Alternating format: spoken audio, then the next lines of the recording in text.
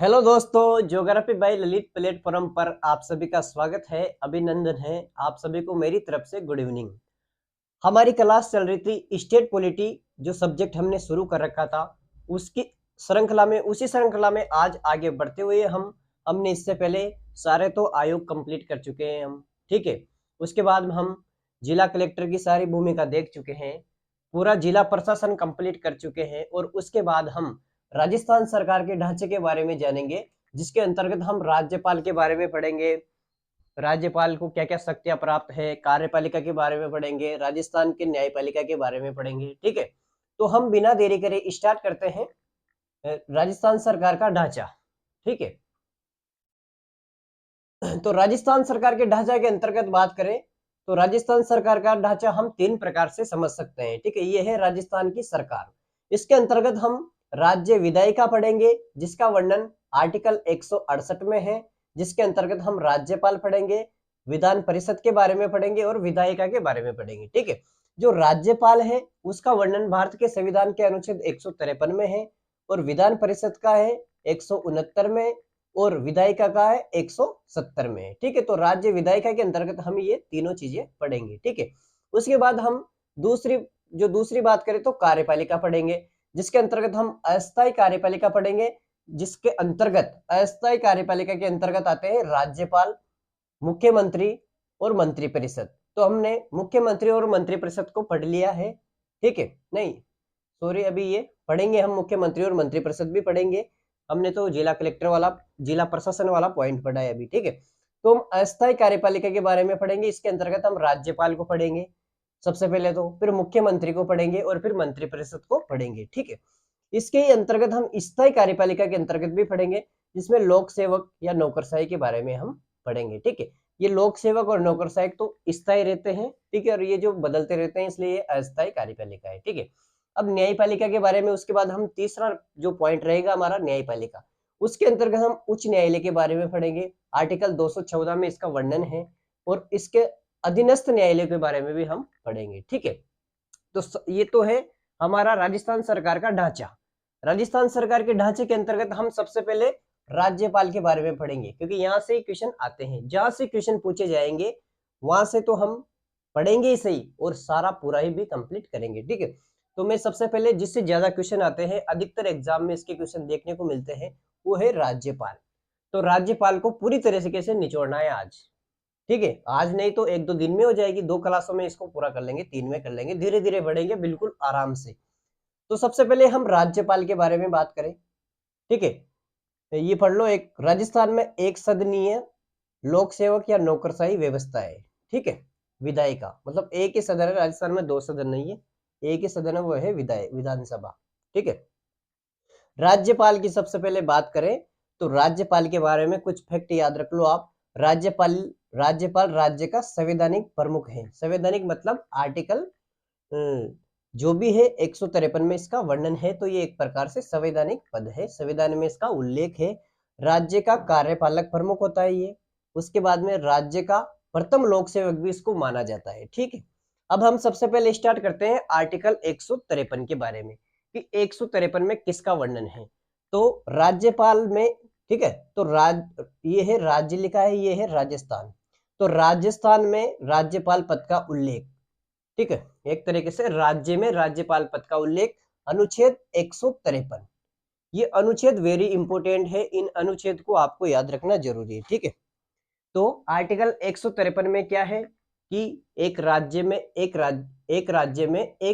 राज्यपाल होगा, इसका वर्णन है अनुच्छेद 153 में। ठीक है।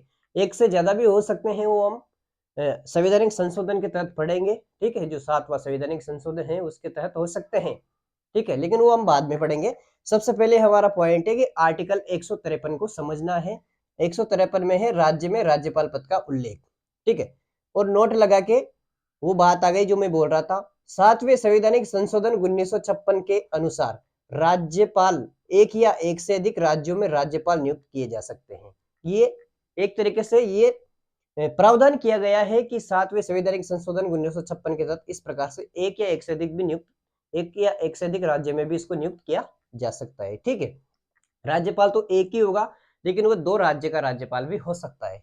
अब हम अनुच्छेद 154 की बात करते हैं। इसमें है राज्यपाल राज्य का कार्यपालक प्रमुख भी होता है, ठीक है, कार्यपालिका है उसका वो प्रमुख लीडर होता है। 155 में है नियुक्ति। किसकी नियुक्ति? तो राज्यपाल की नियुक्ति, हम राज्यपाल ही पढ़ रहे हैं। तो राष्ट्रपति द्वारा केंद्रीय मंत्रिपरिषद की सलाह पर इसकी नियुक्ति की जाती है। कौन करता है? सबसे पहले बात यही आती है, तो इसकी नियुक्ति राष्ट्रपति करता है। किसकी सलाह पर करता है? तो केंद्रीय मंत्रिपरिषद की सलाह पर करता है, ठीक है। उसके बाद में एक तरीके से जो राज्यपाल है उसका सिस्टम या उसका जो उस पे जो जिसके प्रसाद पर्यंत वो काम करता है वो केंद्र सरकार के अधीन रहकर वो कार्य करता है। राजस्थान सरकार उससे ज्यादा हस्तक्षेप नहीं करती है, ठीक है। तो राज्यपाल राजस्थान में सबसे प्रमुख पद होता है शक्ति पावर के मामले में, ठीक है। तो नियुक्ति राष्ट्रपति करता है केंद्रीय मंत्रिपरिषद के सलाह पर। 156 में है कार्यकाल। कार्यकाल को हम दो तरीके से समझेंगे, 156 एक और 156 दो, ठीक है। 156 एक में है राष्ट्रपति के प्रसाद पर्यंत अपने पद पर बना रहेगा। जब तक राष्ट्रपति का हाथ उस पर रहेगा वो राज्यपाल बना रहेगा, ठीक है। उसके बाद में 156 दो कहता है सामान्यतः इसका कार्यकाल 5 वर्ष का होता है, ठीक है। तो इसका मतलब ये है कि कार्यकाल तो 5 वर्ष का ही रहेगा, लेकिन अगर राष्ट्रपति चाहे तो इसका कार्यकाल को बढ़ा सकता है, इसलिए उसके प्रसाद पर्यंत के अनुसार ही कार्य करता है। इसलिए आर्टिकल में इसका वर्णन 156 में, ठीक है। एक में नोट, इसका इस्तीफा, निष्कासन और स्थानांतरण राष्ट्रपति को ये करता है, ठीक है। जो इसका स्थानांतरण है यानी इसका जो ट्रांसफर किया जाता है और संविधान में उल्लेख नहीं है उसका, ठीक है। ये पॉइंट याद रखना आप, नोट या ऐसे नोट लगा के रख लेना कि केजी बालाकृष्णन फीट के अनुसार, मतलब जो कोर्ट फैसला देता है एक फीट गठित करता है, उस फीट में कितने सदस्य होते हैं उसका जो लीडर होता है उसके नाम से उस फीट का नाम दे दिया जाता है। तो यहाँ पर है केजी बालाकृष्णन फीट के अनुसार राज्यपाल को बिना किसी विशिष्ट कारण, क्या है, बिना किसी विशिष्ट कारण के निष्कासित या हटाया नहीं जा सकता है। ये बीपी सिंघल बनाम भारत सरकार 2010 के जो वाद था उस मामले में कहा गया है कि राज्यपाल को बिना किसी विशिष्ट कारण के आप नहीं हटा सकते, ये उसको पावर दिया गया है, ठीक है। एक तरीके से उसका पावर है, उसको नहीं हटाया जा सकता है, ठीक है। तो ये बिना किसी विशिष्ट कारण से उसको नहीं हटाया जा सकता है। उसके बाद में आर्टिकल 157 में क्या है, उसकी योग्यता है। क्या क्या योग्यता रहेगी जो राज्यपाल बनेगा? तो इंडियन यानी भारत का नागरिक होना चाहिए। दूसरी बात, उसकी न्यूनतम आयु 35 वर्ष होना चाहिए। ये 35 वर्ष याद रखना, ये कभी कभी पूछ लेते हैं। उसके न्यूनतम आयु 35 वर्ष होना चाहिए और वो सक्रिय राजनीतिज्ञ न हो, यानी सक्रिय राजनीति में भाग नहीं लेता हो। और एक परंपरा के अनुसार भी इसकी नियुक्ति की जाती है। नियुक्ति राज्य का राज्यपाल, ठीक है, ये ठीक है। यूं है परंपरा के अनुसार। एक तरीके से ये भी योग्यताएं है कि नियुक्ति राज्य, जो नियुक्त राज्य है, नियुक्त राज्य मतलब जिस राज्य में इसकी नियुक्ति की जा रही है वहां का निवासी नहीं होना चाहिए। ये इस परंपरा के अनुसार 157 के अंतर्गत ही काउंट किया जाएगा इसको, कि अगर यदि यदि राज्यपाल जिसको बनाया जा रहा है, यदि राजस्थान का उसको राज्यपाल बनाया जा रहा है और वह रहने वाला भी राजस्थान का ही है, तो उसको एक राज्य में नियुक्त नहीं किया जाएगा। ये बात कही गई, ठीक है। उसके बाद में परंपरा की बात करें तो ये परंपरा ये कि एक राज्य का नहीं होना चाहिए, परंपरा चलती आ रही है, मतलब यूं है। अपवाद, आपको एक अपवाद याद रखना है। अपवाद के अंतर्गत पंजाब सरकार और राजस्थान सरकार, जो पंजाब और राजस्थान में यहाँ के निवासियों को राज्यपाल नियुक्त किया गया था, ये दोनों अपवाद हैं। पंजाब सरकार का सरदार सिंह और पश्चिम बंगाल यहाँ का हरीश कुमार मुखर्जी, एच.सी. मुखर्जी, ये दो अपवाद है जिनको स्वयं के राज्य में राज्यपाल नियुक्त किया गया, ठीक है। किसको? तो पंजाब के सरदार सिंह और पश्चिम बंगाल के हरीश कुमार मुखर्जी को, ठीक है। अब हम 158 की बात करते हैं। एक बार फिर से इसको रिवीजन कर लेते हैं हम, कि राजस्थान सरकार का ढांचा हमने पढ़ा, जिसके अंतर्गत हमने 3 प्रकार से राजस्थान सरकार का ढांचा समझा। सबसे पहले राज्य विधायिका, फिर विधान, फिर राज्य विधायिका। इसके अंतर्गत आर्टिकल 168 में इसका वर्णन है। इसके अंतर्गत हमने राज्यपाल, विधान परिषद और विधायिका के बारे में पढ़ेंगे, ठीक है। मतलब इससे मिलकर ये बनती है राज्य विधायिका। किन किन से? राज्यपाल, विधान परिषद और विधायिका, ठीक है। राज्यपाल में है 153 में इसका वर्णन, विधान परिषद का 169 और विधायिका का 170, ठीक है। अस्थायी कार्यपालिका के अंतर्गत हम अस्थायी कार्यपालिका देखें तो राज्यपाल, मुख्यमंत्री और मंत्रिपरिषद। स्थायी कार्यपालिका के अंतर्गत लोक सेवक और नौकरशाही।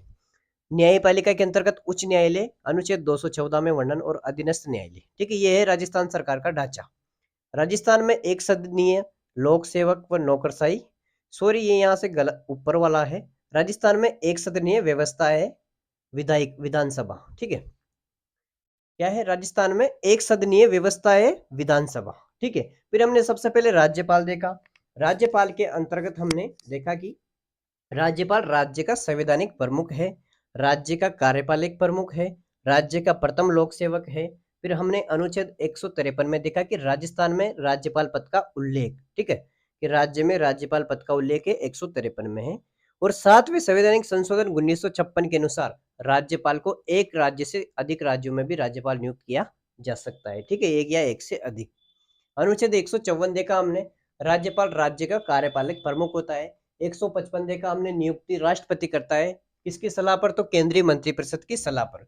156 एक में हमने देखा कि इसका कार्यकाल राष्ट्रपति के प्रसाद पर्यंत। फिर 156 दो में देखा कि सामान्यतः इसका कार्यकाल 5 वर्ष का होता है। ठीक है, फिर हमने देखा कि इस्तीफा, निष्कासन, स्थानांतरण राष्ट्रपति करता है, और जो स्थानांतरण है इसका उल्लेख संविधान में नहीं है। फिर हमने देखा के.जी. बालाकृष्णन पीठ के अनुसार राज्यपाल को बिना किसी विशिष्ट कारण से उसके पद से नहीं हटाया जा सकता है। ठीक है, निष्कासन नहीं किया जा सकता है। फिर हमने 157, ये बीपी सिंघल बनाम भारत सरकार 2010 का मामला था।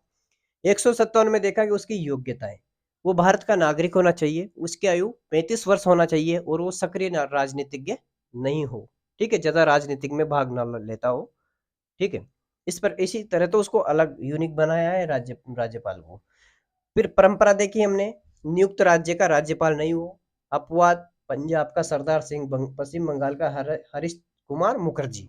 ठीक है, और वर्तमान राज्यपाल की बात करें तो वर्तमान राजस्थान का राज्यपाल है हरिभाव किशन राव बागड़े। ठीक है, हरिभाव किशन राव बागड़े या बागड़े, कुछ भी बोलो। ये राजस्थान का 45वां राज्यपाल है। ठीक है, वर्तमान राजस्थान के राज्यपाल है हरिभाव किशन राव बागड़े, 45वें नंबर के।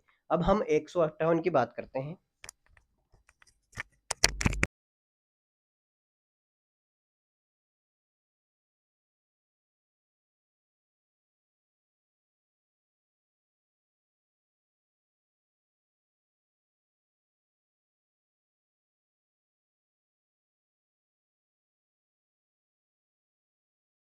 अब हम अनुच्छेद 158 की बात करते हैं।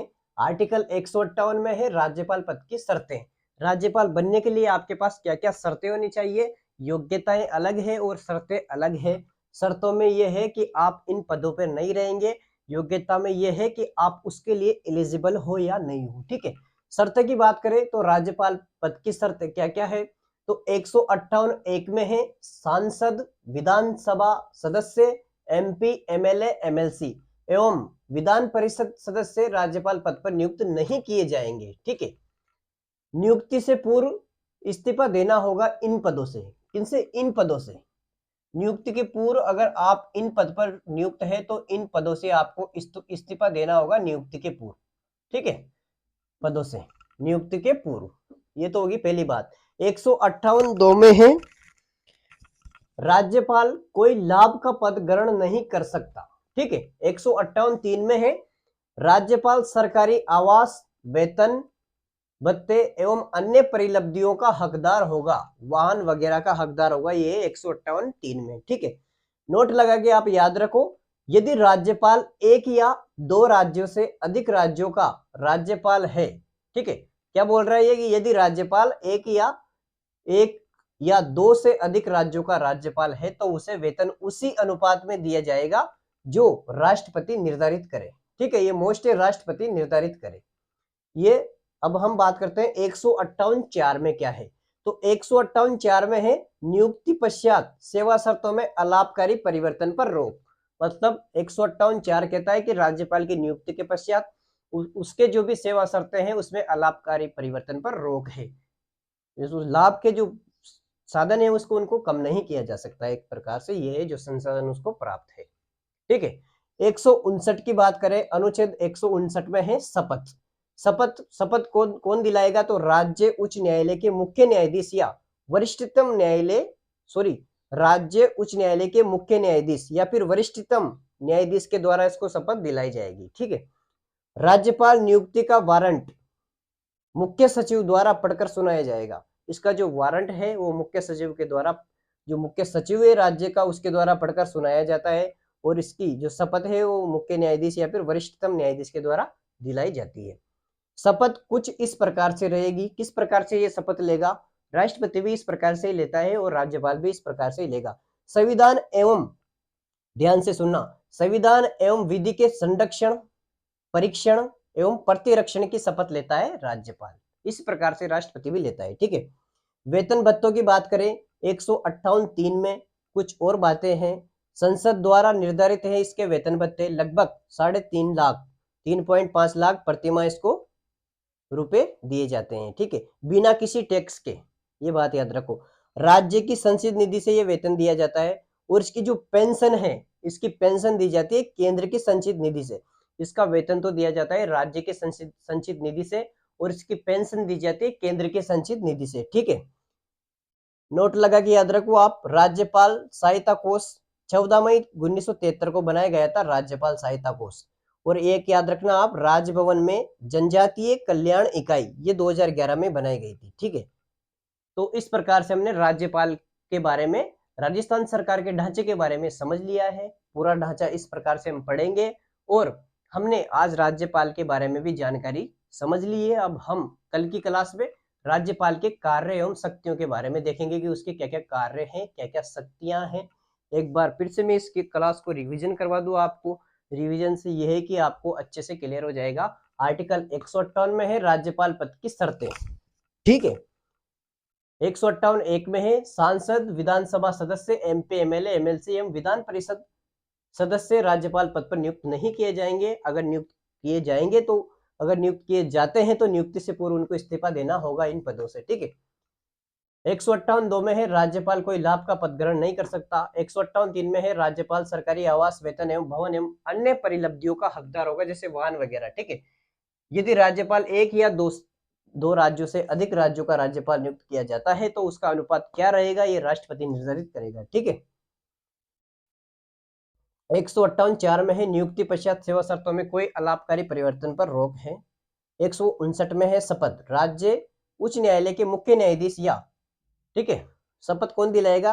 राजस्थान उच्च न्यायालय के मुख्य न्यायाधीश या वरिष्ठतम न्यायाधीश के द्वारा इसको शपथ दिलाई जाएगी। राज्यपाल नियुक्ति का वारंट मुख्य सचिव के द्वारा पढ़कर सुनाया जाएगा। शपथ कुछ इस प्रकार रहेगी, संविधान एवं विधि के संरक्षण, परीक्षण एवं प्रतिरक्षण की। वेतन भत्ते हैं 158(3) में संसद द्वारा निर्धारित लगभग 3.5 लाख बिना किसी टैक्स के।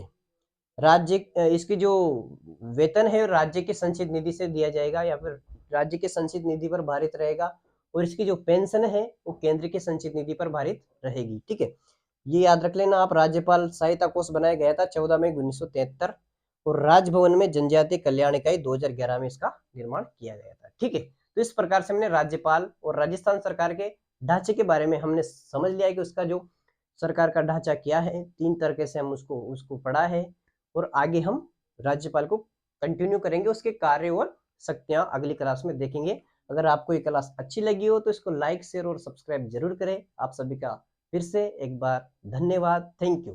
Best of luck.